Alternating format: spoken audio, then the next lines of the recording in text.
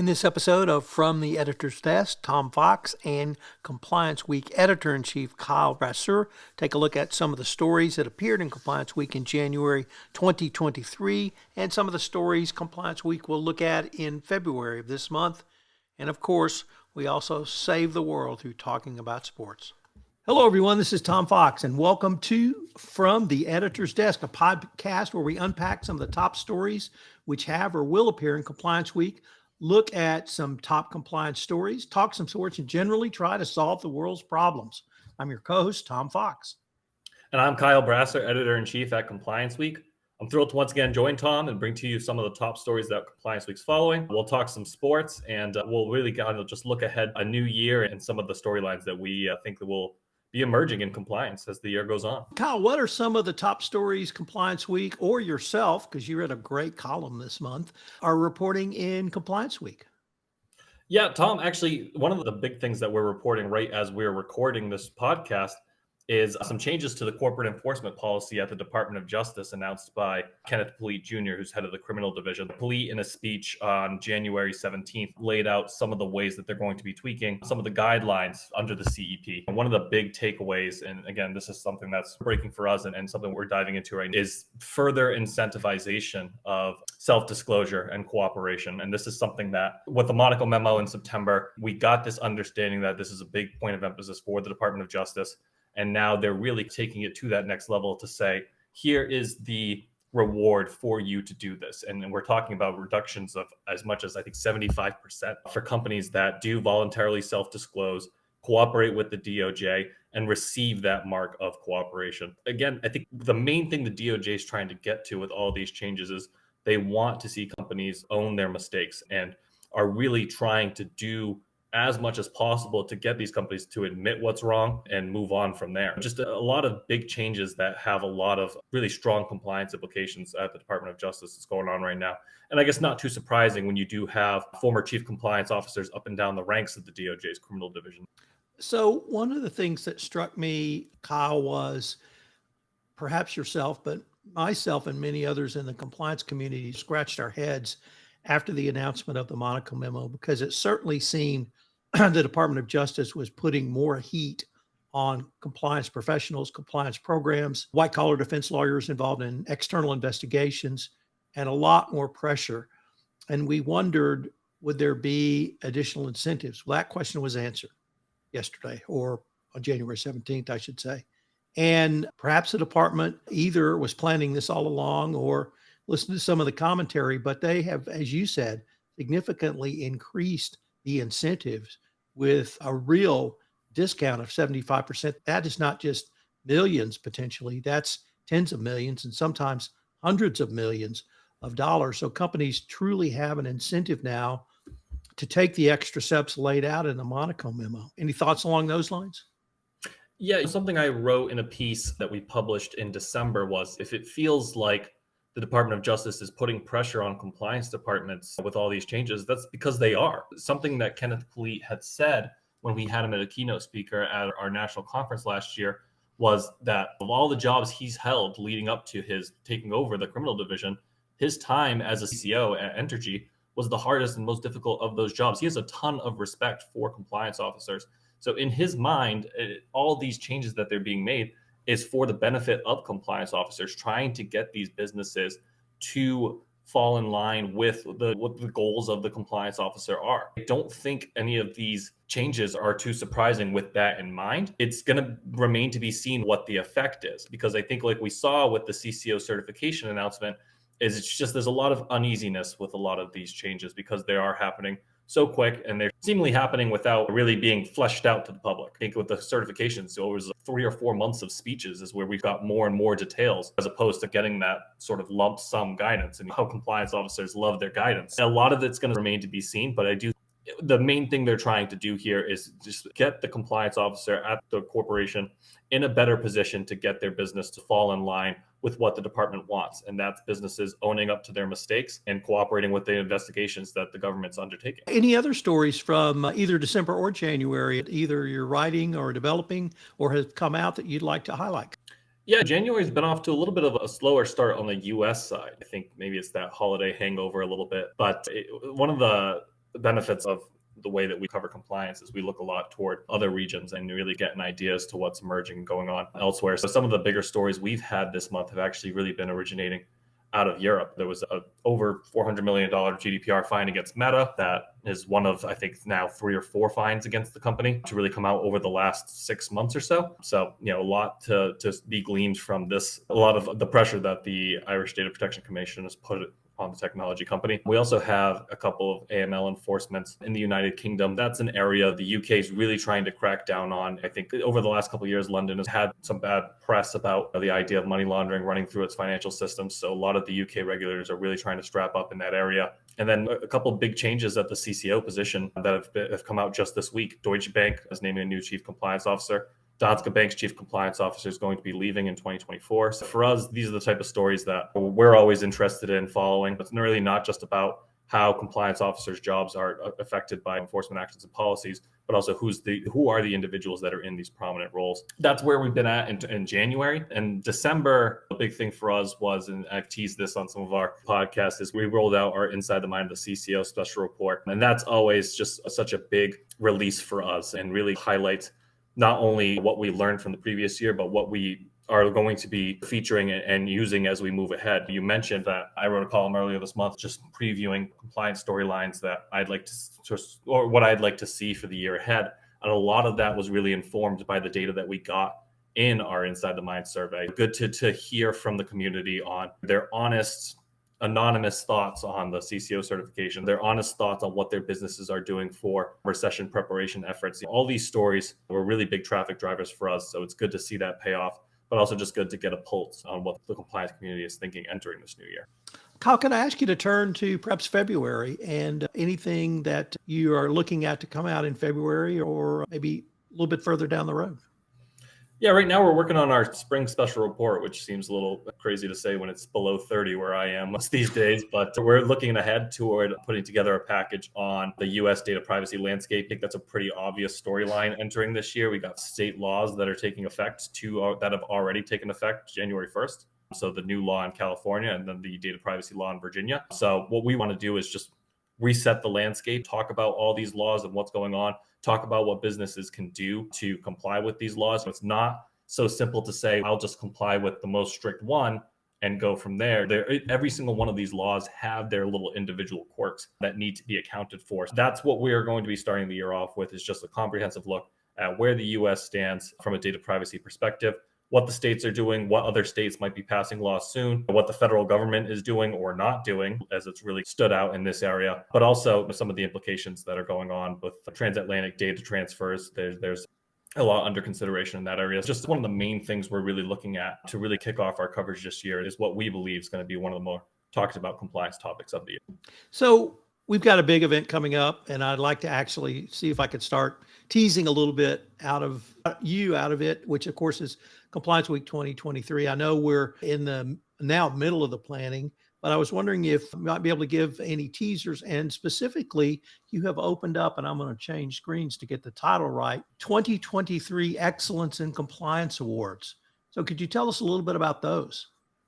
Yeah, the Excellence Compliance Awards, this is going to be our 4th year doing it. So this was something we had started actually right before the pandemic. It was just an idea to recognize some of these individuals in the compliance professions and what they're doing at their businesses that really stands out. We had previously done Top Minds, which was our way of doing this for several years, but we wanted to shift it to be more of an award dynamic and give people a lot of the chance to nominate their peers, nominate their colleagues, and really recognize some of these movers and shakers in the industry. We're really excited to be doing this again. We give out 6 awards. It's Chief Compliance Officer of the Year, Compliance Program of the Year, Rising Star, Mentor, Compliance Innovator, and Lifetime Achievement in Compliance. And this is always a lot of fun for us. It really is a great opportunity for us to really hear some stories from some companies that are doing things that might not necessarily be above the radar. When we talk about our coverage last year, one of the stories I wrote was I interviewed Snap and their compliance team. And one of the things they did was they overhauled their code of conduct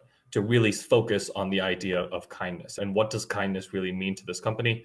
And how can we get that across to all of our employees? So really fascinating for us to be able to tell these stories, do so in a way that it might inspire a reader or something like that to take something back to their own company. Exciting to be able to do that again. Those nominations are going to be open on our website and running up till March. And then we do typically take a moment to recognize the winners at our national conference. You're not required to attend the conference to be a winner, but good to be able to recognize those that are in attendance and have them be spotlighted among their peers. In addition to that, we're at this point where really starting to draft out the agenda for the national conference and hoping to be able to have something preliminary up to the public sooner rather. Right now, a lot of the focus is on trying to land those keynotes. This is really what our national conference can really, which is the idea that because it takes place in Washington, D.C., we do have a lot accessible. Last year, we had Kenneth Pleat at the DOJ. We had Allison Heron-Lee and Hester Peirce from the SEC as speakers. And we also had Lawrence Schneier from OFAC. This year, we're trying to bring that same sort of heavyweight power and really be able to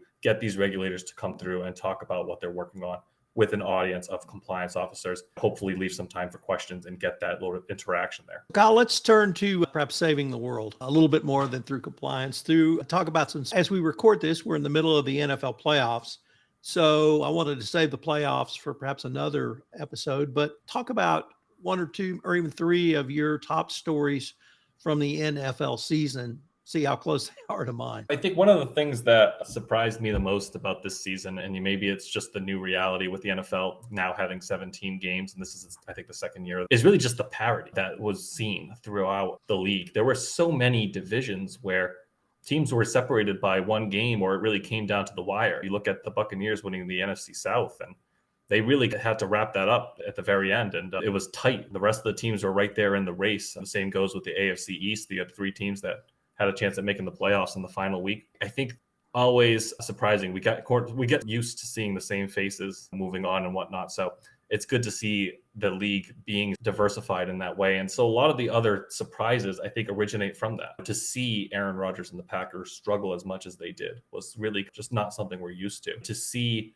the Detroit Lions be able to rally like they did in the second half of the year and put themselves in position where in the final week of the season, they had a chance at making the playoffs. That for me is where really all of the surprises of the year originate from me. It's just how competitive the NFL felt this year. And I think that's good for the sport as a whole. You don't want a team to be eliminated week one.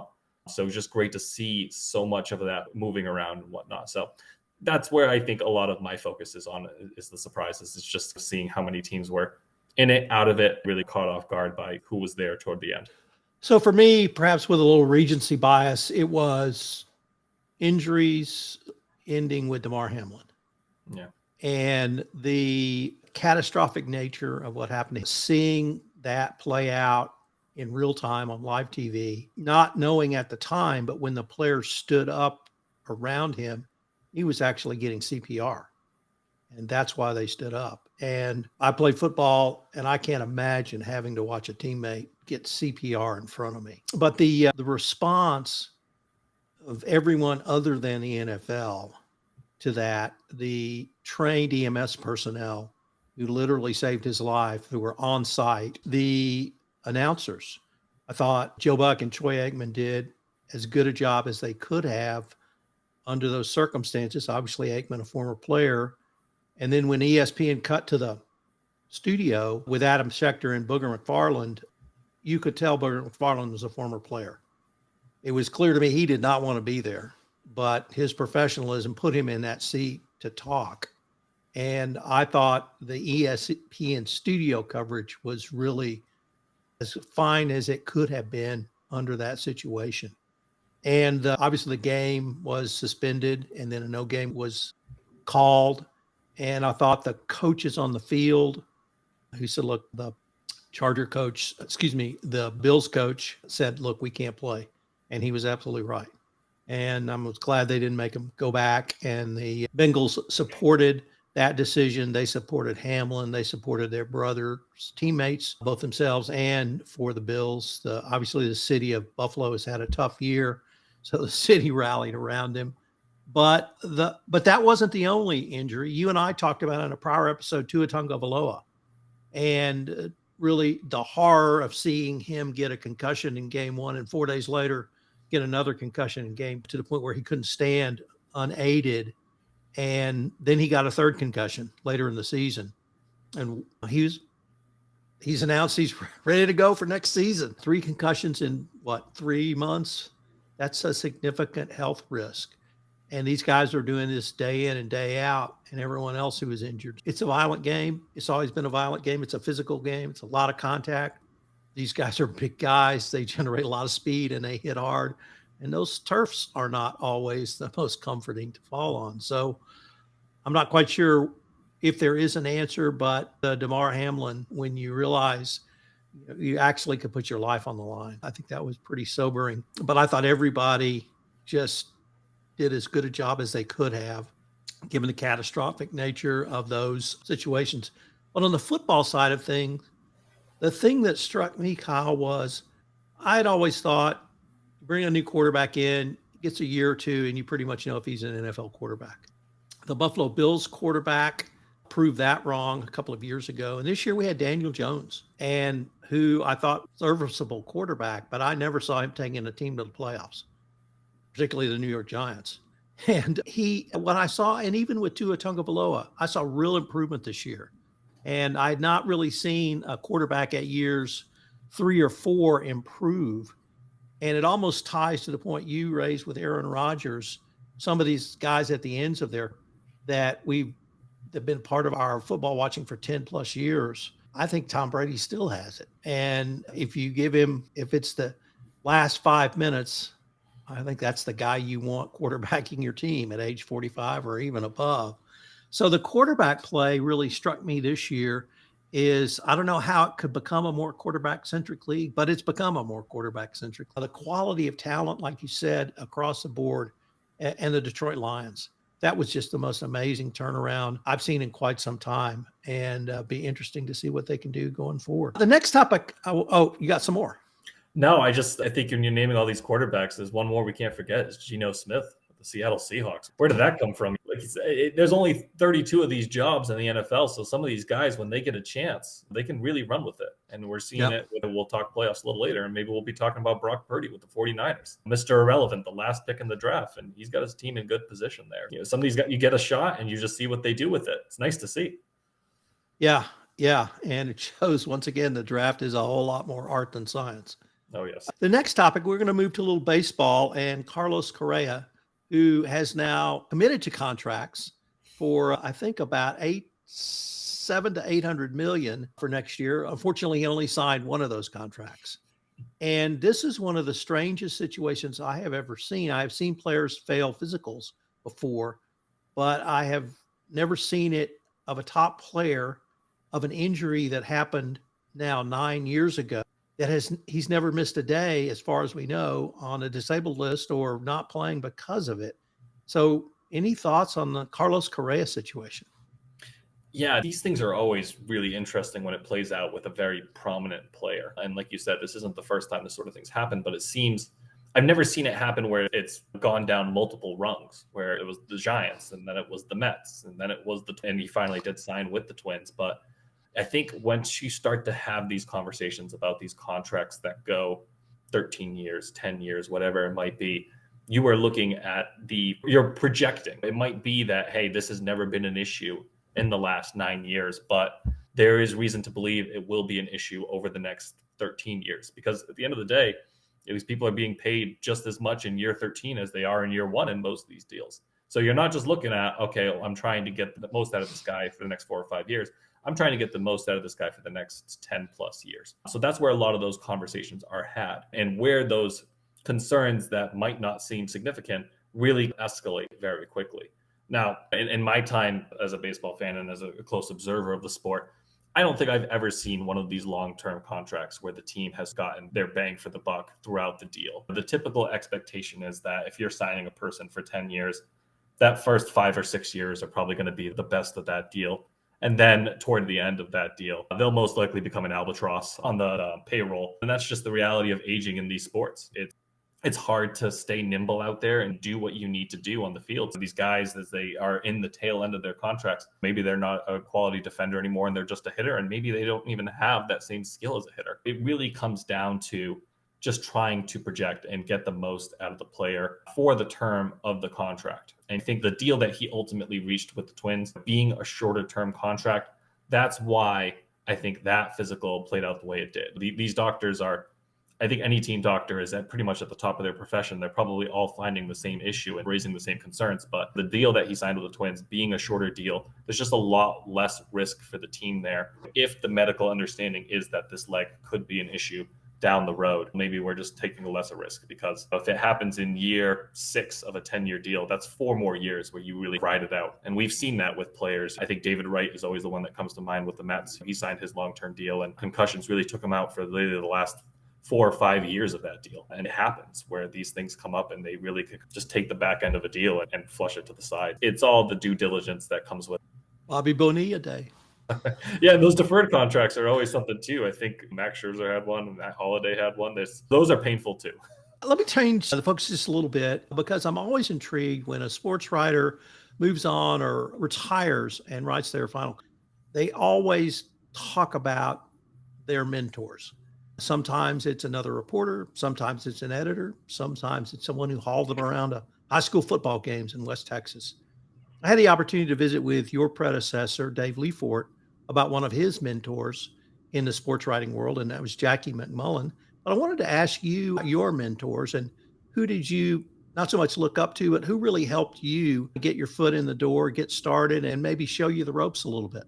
Yeah, for starters, let's hope my final column's a ways away. I hope I'm not writing that one anytime soon. But for myself, I got my start in sport reporting at the age of 20. So I was really young and really raw still. And so once you're in that scenario, it really can feel larger than life. You're thrown right in, and you have the same access to the clubhouse as much as the most veteran established reporter does. And you're seeing all these players and all these athletes that you watched as a kid, looked up to and idolized, or whatever it might be. So, it can really get you in a state of shell shock. For myself, I benefited tremendously from the people that I had around me and the team at ESPN Boston at that time. The number one person I learned from, who really pushed me along in my career, who still to this day checks in on me and cares and wants to know what I'm doing, was Gordon Eads, who was the Red Sox reporter at ESPN at the time. He's now with Bally Sports, based out in Chicago. But Gordon really made it a point to invest in my future, which was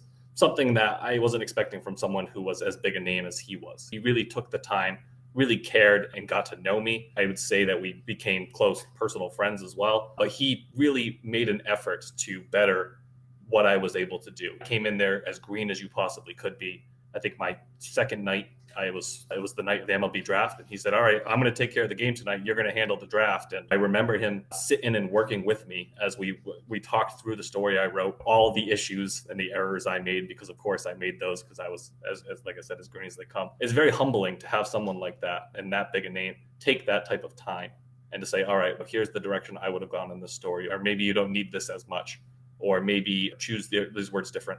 And a lot of what he taught me still carries over into the way that I conduct myself as editor-in-chief of compliance. I learned from him a lot of the skills that I use as an editor, reducing redundancy, changing certain words, and really fine copy. But those are all skills that I picked up from him at a young age. Number one, by far, was my interactions with Gordon. But the way that my career path has gone was I started as a reporter and then shifted more toward editing. So a lot of that was the assistance of the editors on the way. I had really good relationships with the ESPN Boston editors. They took a lot of time to work with me on my copy. I remember in some scenarios visiting them at their personal houses and having them go over stuff with me and what they do. And that really pushed me toward the path of editing and where I'm at now in my career. So I think, like you said, everyone sort of have a story about who helped them out along the way. I think this is the type of industry where that really always comes through. So for me, I was just so incredibly fortunate to have such an opportunity at a young age, and to have all these people who were willing to take the time to recognize that I was putting the work in. I wanted to get better and invest their time to help me get better. I'm grateful to a lot of people that helped me put me in the position that I'm in right now. Unfortunately, Kyle, we are near the end of our time for this episode. I am Tom Fox. And I'm Kyle Brasseur. Thanks for having me, Tom. Always a pleasure. Looking forward to the next time. This is Tom Fox again. I hope you've enjoyed this episode of From the Editor's Desk. Compliance Week 2023, the annual conference, will soon open for registration, and I will have discount tickets. So watch for that information in the show notes. We look forward to visiting with you next month on From the Editor's Desk. This podcast is a production of the Compliance Podcast Network.